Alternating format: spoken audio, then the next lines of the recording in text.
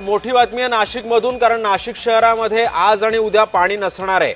आज उंटवाडी सिडकोचा पाणी पुरवठा हा बंद राहणार आहे, तर उद्या मसरूळचा पाणी पुरवठा हा बंद असणार आहे। जलवाहिन्यांच्या दुरुस्तीच्या कामासाठी पालिकेने हा निर्णय घेतलाय।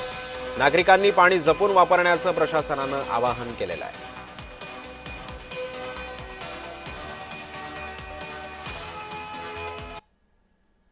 दरम्यान या संदर्भामध्ये अधिक माहिती देतात आमचे प्रतिनिधी किरण गोटूर सध्या आपल्या सोबत आहे। किरण, आज आणि उद्या नाशिकचा पाणी पुरवठा बंद राहतोय, काय अधिकचे अपडेट्स आहेत?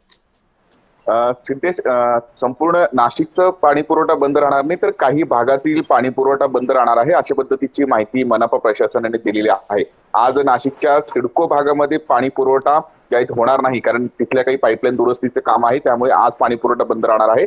आणि उद्या नाशिकच्या पंचवटी परिसरात असलेल्या काही भागामध्ये पाणी पुरवठा होणार नाही, अशा पद्धतीची माहिती आहे। पाईपलाईन दुरुस्तीचे काम आणि काही तांत्रिक मुद्दे आहेत, तर यासाठी 2 दिवस या काही भागांमध्ये पाणी पुरवठा होणार नाही, आणि त्यामुळे पाणी जपून वापरण्याचं आवाहन मनपा प्रशासनाच्या वतीने करण्यात आलेलं आहे। नक्कीच, धन्यवाद किरण, तुम्ही दिलेल्या अधिक माहितीबद्दल।